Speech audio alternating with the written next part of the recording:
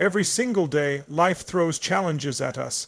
Some of them are small annoyances, like an email that demands your attention. Others are big, like a relationship struggle or financial setback.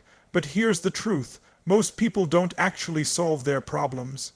They just chase fires. They run from one urgent thing to the next, putting out flames, reacting to chaos, and never truly breaking free. And I want to ask you today, are you solving problems, or are you just chasing fires? Because how you answer that question will determine the quality of your future. See, chasing fires gives you the illusion of productivity. It makes you feel busy, important, even accomplished, but in reality you're running in circles. The same flames keep coming back because you never address the root cause. Solving problems requires something deeper. It requires clarity, courage, and commitment. It means stepping back from the smoke, looking at what ignited the fire in the first place, and deciding once and for all to eliminate it. When you shift from chasing fires to solving problems, you step into ownership. Ownership of your time, ownership of your choices, ownership of your results. That's when you stop reacting to life and start designing it. That's when your energy multiplies, because you're no longer drained by recurring chaos. That's when you finally begin to create progress that lasts. So let's break this down into 3 key points that will empower you to stop chasing fires and start solving problems. Chaos is seductive. It has a way of pulling you in, distracting you, and making you believe you're doing something important. The emails are pinging, the phone is ringing, someone needs you, and suddenly you're in motion. But movement isn't progress. Being busy isn't the same as being productive. The truth is, chaos creates the illusion of importance, while clarity creates the reality of transformation. Clarity is what separates those who break cycles from those who live in them. Without clarity, you're caught in the endless loop of reacting to the loudest problem in the room. Without clarity, you're working on symptoms, not causes. And without clarity, you may spend your entire life running from one fire to the next, never realizing that you've mistaken smoke for substance. So how do you create clarity when life is filled with chaos? You pause, you stop for a moment, and you ask yourself a better question. Instead of what needs me right now, you ask what matters most right now. That single shift pulls you out of the trap of urgency and into the power of intention. It's not about ignoring fires. It's about understanding which ones even matter and which ones only distract. Think about it. How many times have you solved the same problem over and over again? Maybe at work, it's a process that constantly breaks down. Maybe in your relationships, it's the same argument that resurfaces every week. Or in your finances, it's the same pattern of spending and regretting. Those cycles are signs of a lack of clarity. You haven't truly identified the core of the issue.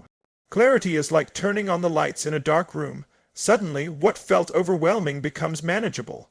Suddenly, you can see where the real problem lies, and more importantly, you see where the solution has been hiding all along. The fire might still be burning, but now you know whether it's worth putting out or whether it will simply burn itself away. The reason so many people avoid clarity is because it forces them to slow down. And slowing down feels dangerous when the world is telling you to keep moving. But clarity isn't about speed, it's about direction. You can be running at full speed and still be going the wrong way. That's what chaos does. Clarity may feel slower, but every step you take is aligned, intentional, and leading you to freedom instead of exhaustion. When you live in chaos, your energy gets scattered. You're pulled in every direction, and at the end of the day, you're drained without having moved closer to what you truly want. But when you live with clarity, your energy is concentrated. You're no longer reacting to every spark. You're choosing where to place your focus. And where focus goes, energy flows. Clarity also demands honesty. You can't gain clarity if you're unwilling to face the truth about your situation. Maybe the fire isn't the client who keeps calling, it's the lack of boundaries you've set. Maybe the fire isn't the constant stress at work, it's your refusal to delegate. Maybe the fire isn't that you're always broke, it's that you've never truly mastered how to manage money. Clarity forces you to stop pointing fingers and start taking ownership. Another piece of clarity is alignment. Once you know the real problem, you can align your decisions, your energy, and your resources towards solving it. That's when progress becomes exponential. You're no longer wasting energy on distractions. You're no longer pouring water on a fire that will reignite tomorrow. You're solving the problem at the source, and that shifts everything. And here's the magic: clarity feels like peace. Even in the midst of challenges, there's a calmness that comes from knowing exactly what you're doing and why. Chaos feels heavy, confusing, and overwhelming. Clarity feels light, focused, and empowering. It gives you back the one thing chaos always steals: your sense of control. But clarity doesn't come from waiting for life to calm down. It comes from creating it intentionally. You create it by asking better questions. You create it by stepping back from the noise and observing instead of reacting. You create it by being willing to pause, reflect, and see what's real instead of what's urgent. And once you taste clarity, you'll never want to go back, because clarity saves you time. Clarity saves you energy. Clarity saves you from wasting years of your life chasing fires that never mattered in the first place. It's like lifting a fog that you didn't even realize you were walking through.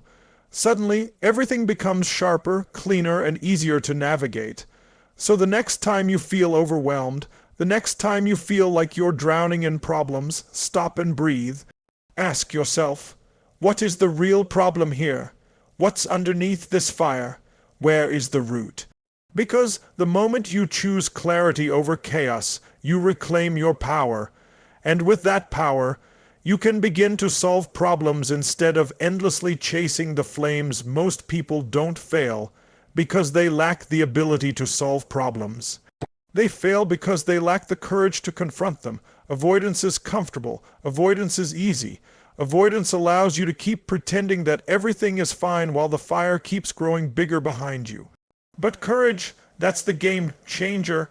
Courage is what pulls you out of the cycle of chasing fires and empowers you to solve problems at the root. Avoidance feels safe in the moment, but it's the most dangerous choice you can make. When you avoid, the problem doesn't disappear, it multiplies. Think about it. That tough conversation you don't want to have keeps building tension in the relationship. That financial decision you keep postponing makes the debt pile up higher. That health issue you ignore only worsens with time. Avoidance feeds the fire until it becomes a blaze you can no longer control. Courage doesn't mean you're fearless. It means you act in spite of fear. Courage is the willingness to feel uncomfortable for a moment so you can prevent years of pain. It's the decision to do what needs to be done even when every cell in your body screams to run the other way. Courage says, I'm not here to hide, I'm here to face this head on. When you choose courage, you reclaim control of your destiny, because as long as you avoid problems, you're letting them control you. You're handing over your power to circumstances, people, and emotions that shouldn't be running your life. The moment you confront the fire, you stop being its victim and you start being its master. Courage also requires truth, telling. Sometimes the hardest confrontation isn't with another person, it's with yourself. It's looking in the mirror and admitting that you're the one who created this mess, that you're the one who's been repeating the same pattern over and over again, that you're the one who needs to change. Self-confrontation is brutal, but it's the only path to transformation. Think of the times you avoided a conversation at work because you didn't want to upset someone. Did the problem go away, or did it keep showing up until finally it exploded into something much bigger? That's the cost of avoidance. Fires never shrink when ignored. They expand. Courage shrinks them. Courage puts you in front of the flames with a bucket of water before the whole building burns down. And here's the truth: courage builds momentum. The first time you confront something you've been avoiding, it feels terrifying. But once you do it, you realize it wasn't as bad as you thought. You realize the monster in your mind was 10 times bigger than the one in reality. And with every act of courage, you grow stronger, more confident, more resilient. Confrontation stops being terrifying and starts being empowering. Courage also changes how others see you. When people witness you confronting problems instead of dodging them, they respect you differently. They trust you more. They follow you more willingly. Courage doesn't just transform your inner world. It elevates your outer world. It positions you as a leader, not because you have all the answers, but because you're willing to face the questions. Avoidance keeps you small. It traps you in the prison of what if. What if they don't like what I say? What if I fail? What if it hurts? Courage sets you free. It doesn't eliminate risk, but it makes you bigger than the risk. It doesn't remove fear, but it makes you stronger than the fear. Courage is freedom in motion. And remember, confrontation isn't always aggressive. It doesn't mean attacking, blaming, or fighting. True confrontation is about clarity, honesty, and responsibility. It's about saying, here's the problem, here's my role in it, here's what needs to change. It's firm, it's direct, and it's rooted in the desire to solve, not to destroy. Sometimes courage means walking away. Sometimes it means standing firm. Sometimes it means admitting you don't know the answer, but you're willing to find it. Every form of courage is an act of leadership because it moves you from passive reaction to intentional action. It tells the world, I'm not waiting for things to fix themselves. I'm here to fix them. Without courage, you'll spend your life in cycles. You'll repeat the same mistakes. You'll fight the same fires. You'll suffer the same consequences. With courage, you break those cycles. You open new paths. You discover new levels of strength you didn't even know you had. Courage is the doorway to transformation. And the best part, courage inspires courage. When you confront your problems, you give others permission to confront theirs. You create a ripple effect. Your act of bravery becomes someone else's spark. And together, courage builds cultures, families, and lives that no longer live in fear of fire, but instead live in the power of solutions. Most people live their lives inside cycles. They wake up, fight the same battles, deal with the same frustrations, and go to bed exhausted, only to repeat it all over again tomorrow.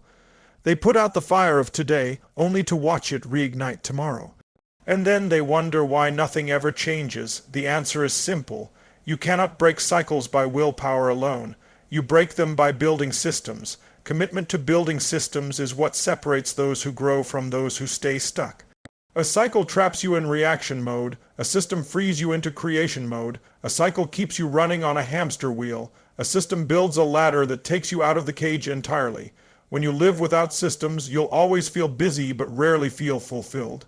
Think about your health. If you're constantly starting new diets, chasing the latest workout trends, and falling off track every other week, you're trapped in a cycle. But when you commit to building a system, a consistent way of eating, moving, resting, and fueling your body, you stop chasing temporary results and start creating lasting vitality. The system removes the guesswork. It eliminates the fire before it starts. The same is true with money. If you're always scrambling to pay bills, making emotional purchases, or reacting to financial stress, you're living in a cycle of scarcity. But when you build a system, automatic savings, intentional budgeting, and disciplined investing, you create security and freedom. The system does the heavy lifting for you. You don't have to keep reacting to financial fires because you've eliminated the sparks that cause them. Systems are about sustainability. Anyone can sprint for a day or two. Anyone can push through one emergency, but long-term success requires consistency, and consistency isn't built on willpower, it's built on structure. Your willpower will fail. Your emotions will fluctuate. But your systems, if designed well, will keep moving you forward even when you don't feel like it. Commitment is the key word here, because building systems isn't glamorous. It's not as exciting as fighting fires. Fires make you feel important, needed, even heroic. Systems are quieter. They work in the background. They don't give you adrenaline. They give you peace. But peace is what gives you the freedom to build, grow, and thrive. That's why commitment is essential. You must be willing to trade the rush of chaos for the discipline of structure. A cycle drains your energy because it keeps demanding more from you. A system multiplies your energy because it reduces decision fatigue. Imagine never having to wonder what you'll eat because you already know. Imagine never stressing about saving because it's automated. Imagine never wasting hours reacting to drama at work, because you've built processes that handle challenges before they explode. That's the power of systems, and here's something important. Systems don't mean rigidity. Systems don't trap you. They liberate you. A system is not about controlling your every move. It's about freeing your mind from constant reactivity so you can focus on what matters most. When you have systems, you gain more flexibility, not less, because your energy isn't wasted on the repetitive fires that used to consume you. Systems also compound. The small structures you put in place today multiply over time into massive results. A system for saving a little each month becomes financial freedom a decade later. A system for moving your body daily becomes vibrant health years from now. A system for learning a little every day becomes mastery in your craft. Cycles repeat. Systems compound. That's the difference. But here's where many people fail. They build systems half-heartedly. They try it for a week, then abandon it. They build it, but never commit to it. Commitment is what makes a system work. You must be willing to show up for it, even when it feels boring, even when you'd rather chase the adrenaline of chaos. Systems don't fail because they're flawed. They fail because people refuse to commit. Commitment also requires patience. Fires give you instant feedback. You either put it out or you don't. Systems take time to show results. They require trust in the process. You might not see the payoff in a day or even a week. But if you stay consistent, the payoff is inevitable. That's why most people never get the rewards of systems. They quit before the system has time to work. And here's the truth. Your life already runs on systems, whether you built them intentionally or not. The way you eat, the way you spend, the way you work, the way you handle stress, all of it is a system. The problem is, for most people, those systems are built unconsciously. They're accidental. They were shaped by habits, influences, and circumstances rather than by intentional design. Commitment means you stop living by default systems and start creating systems by design. Once you commit to systems, you begin to notice the cycles that once drained you no longer have power. You're not repeating the same mistakes because the system prevents it. You're not chasing the same fires because the system removed the fuel. You're not wasting your energy on the same chaos because the system created order. Suddenly, progress becomes predictable because systems create predictability. And that's the ultimate shift, moving from chaos-driven cycles to system-driven growth. Cycles keep you stuck. Systems set you free. Cycles are emotional. Systems are intentional. Cycles make you reactive. Systems make you proactive, and commitment is the bridge that takes you from one to the other.